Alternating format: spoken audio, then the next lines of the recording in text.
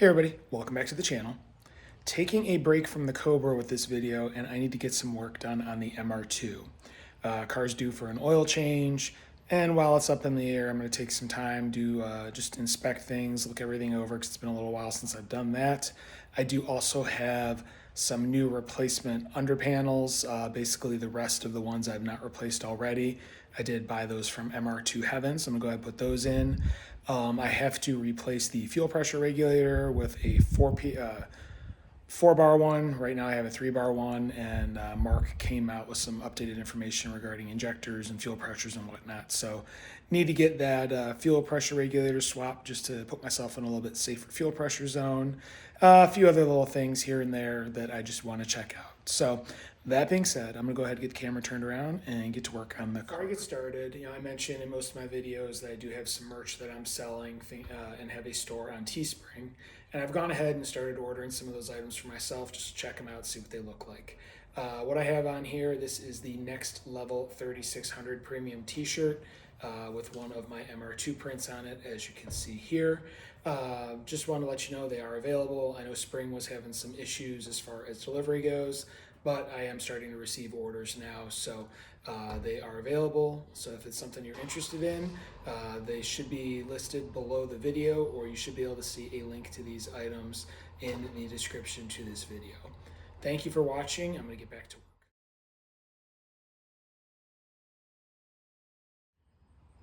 All right, so first thing I'm going to do is walk around, loosen up all the lug nuts, and then get this thing up in the air, get all the wheels off, because I do want to do a brake inspection on the vehicle. I've been noticing, when I hit the brakes, hearing a slight grinding noise.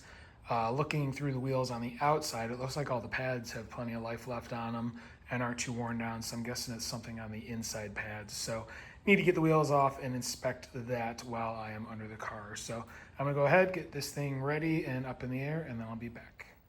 All right, and as you can see, car is up in the air, wheels are off on all 4 corners, and I think I have found my noise. You can see that nice little machine spot in the rotor there. It looks like the little plate that goes on the back of the brake pad to try and minimize noise has slid out of place and is rubbing on the rotor, and it's actually machined a little groove into the rotor. So that would be my rubbing sound that I've been hearing when I hit the brakes.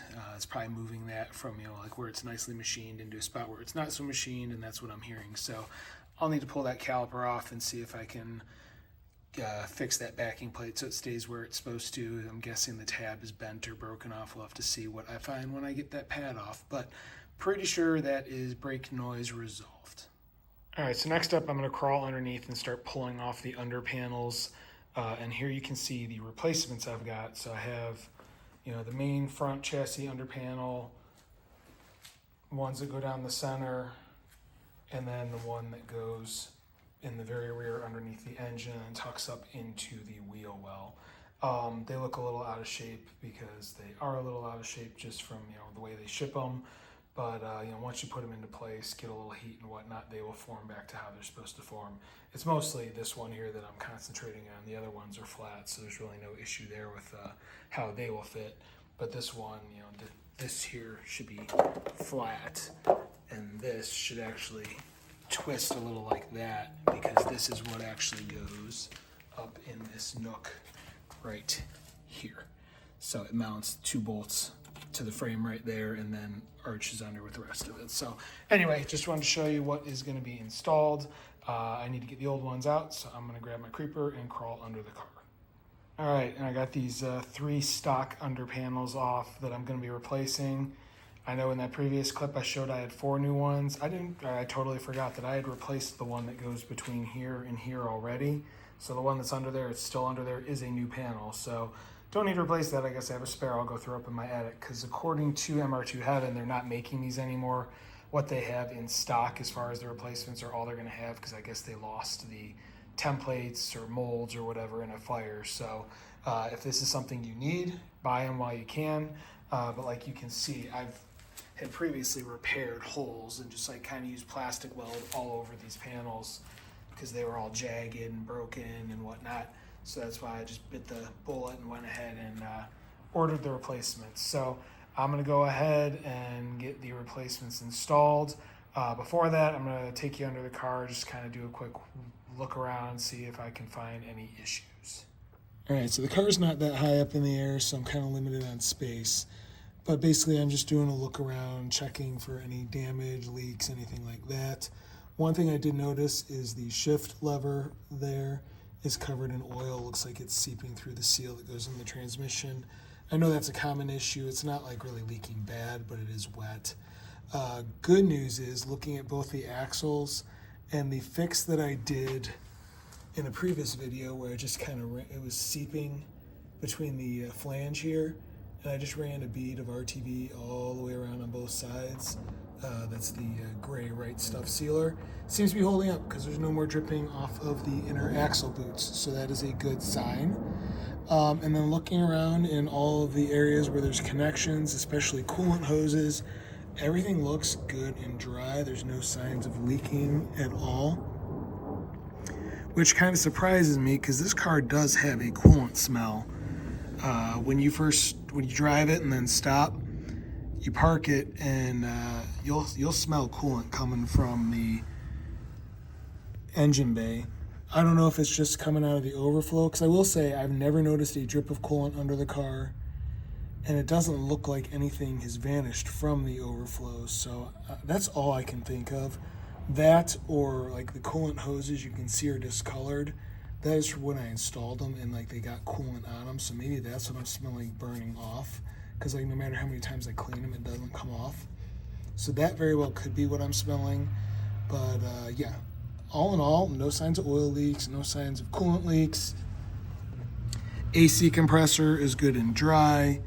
No signs that that's leaking anything there, so that's good, because I had noticed like one really hot day after the car sat for a while, it was hard to get the AC cold again. So that might just be a slight issue as far as pressures or whatnot, or it could just been the condenser's heat soaked because it was such a warm day. Not sure, but anyway, things are looking good under here, so I'm going to continue on with reinstalling installing new panels, and then I need to start draining the oil. All right, quick update. I got the big front panel installed, minus these three center ones there, and there. The holes do not line up with everything else installed. So I'm gonna have to grab like a X-Acto knife or something and just notch them forward ever so slightly. You can see the 3 bolts are sitting right there next to the jack. Those are the ones that need to go in. All the other ones I was able to get into place. It just took a lot of like pushing and shoving and manipulating, but they do go. And then, the second panel, this one here has been replaced as well. That one, went in pretty much no problem. So just a little heads up, if you have these 3 center ones, they don't line up perfectly. They're off, like you can see just the very edge of the hole in the body when you're looking through the hole in the panel. So just opening up the holes in the panel will do the job. So I'm gonna grab a knife, get under there, and finish getting those installed. All right, as you can see, front pan is in, all the bolts are in the center there. I went ahead and notched them, and the other 2 pans behind it are all in place as well. So that just leaves the rear like engine cover pan, as well as the small ancillary pan that goes in the back. So all set there. All right, next up, and you can kind of see it there, I've taken the 2 bolts out of the fuel filter mount that hold it to the chassis, 2 10 millimeters, and I need to replace the pressure regulator that is in that rack seam adapter. You can kind of see it up there on the top, the little silver part of it. So I'm gonna need a pair of spring clip release pliers, and then I should be able to pop out the 3-bar regulator and pop in the new 4-bar regulator. So I'm gonna grab some tools and get to work. All right, so real quick, pliers you need, because you're gonna need to squeeze it inward. So these are the pliers. And then this is the 4-bar pressure regulator from Bosch.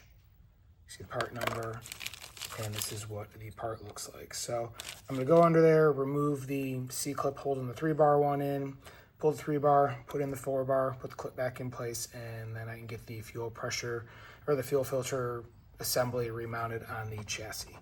All right, and here is the old 3-bar pressure regulator removed. New one is already installed. I'll crawl under there and show you. But yeah, this one, different part number, the one I put in ends in 575. This one, looking at it, is part number 560, last 3 digits. So should be a 3-bar. I just put in a 4-bar. And there's everything bolted back in place. And I put a vacuum cap just on top of the, if there was a pressure signal hose that went to this, these don't have that. One thing I want to say, the C-clip that holds it in place that goes in there, one edge will be dead flat, the other will have a slight bevel to it. You want the slight bevel to the top because that will help it get into the groove that it sits into. So just a heads up there as far as the installation. But there you go, you can see everything is back in place. All right, next up, I want to kind of try and clean these coolant hoses up because you can see, like I mentioned before, it's got that residue on it. I think from when I did like the initial purging and everything and kind of made a mess doing the install, this has a slight coolant smell to it when it gets warmed up. And I think it's the residue on the lines, the rubber lines or the silicone lines, because I did check the overflow and it's still full. It's, you know, where it's supposed to be. So there is no evidence of any loss of coolant. So I have a feeling everything I smell when it gets really hot is just what's on the hoses. It's like some of that residue. So I'm gonna crawl under there again and with some wipes and some towels and see if I can clean up some of the old residue off of the silicone hoses. All right, went ahead and wiped down the coolant hose as best I could with some of those mechanics cleaners and stuff. We'll see if that helps at all with the faint smell I've been getting. It could just very well be it's just venting from the overflow container back there as well. Who knows? But anyway, on to the next. I'm going to go ahead and start draining the oil because that is the main job I was starting to do. So I'm going to crawl underneath with a wrench and pop the drain plug on the oil pan loose. All right, as you can see, oil is draining. It is a 14 millimeter socket that you'll need for the drain bolt. So I'm going to go ahead and let that drain. Once that's done, it will be time to address the filter. All right, that's all drained and the drain plug has been reinstalled and torqued to 30 foot-pounds. Next will be time to address the filter. So you pull out that center or that bottom cap there that's got the socket or like the ratchet insert. You can loosen that up and then your new filter should come with a drain tool that you pop into place. I'll show you once it's in place, but just keeps you from making a huge mess just by taking the main housing off. It helps you relieve the pressure. So I'm gonna go ahead and get that done. All right, the plug is removed and then your oil filter should come with a piece like this that you just snap in the bottom and that opens up the drain valve. Filter I'm using is Wix. Right there's the part number and it comes with, this, your cartridge, as well as all the seals. I'll show you when it comes time to install everything. And as described, you can see how it is draining through that little tool. So I'm gonna let it do its thing. Once it's done, I will grab the tool that I need to remove the actual filter cartridge housing. All right, and you can see the housing is now removed and draining. You will need a tool such as this one to remove the oil filter housing from the block. So now that is removed and drained, I can go ahead and swap cartridges and replace the O-ring. You are going to want to put some oil on the new O-ring to make sure it goes in right and doesn't bind up and end up leaking. So I'm going to go ahead and get everything ready to install. All right, there you can see the new filter as well as the new O-ring installed on the housing and all oiled up. So this gets installed and it is torqued to 18 foot-pounds. Like I said, you get the cartridge, you get that drain kit, and then you'll get 2 O-rings. That's the second one that is for the little drain plug that goes in the bottom of this housing. I'll install that after I get the housing installed. So I'm gonna go ahead, put this in place, and torque it to 18 foot-pounds. All right, and you can see I got the cap reinstalled. You basically just take that new O-ring, there's a groove on the inside, set it into place, put some oil on it, and then this gets tightened to 10 foot-pounds. So as far as the oil change goes, we're all done underneath. So next is putting in 7 quarts up top. Over there you can see what I'm using. It is Valvoline Restore and Protect 5W30. Again, 7 quarts is what is gonna go in. All right, just ran the car for a couple minutes and no signs of oil or fuel leaks, so that is all set. All right, so while I let things cool off in the back before installing that last underpan, I'm going to address this front brake issue that I found where I've got this shim that is slipped. So grabbed a 14 mil wrench, I'm going to pull the caliper off, and see if I can fix this shim and get it put back into place.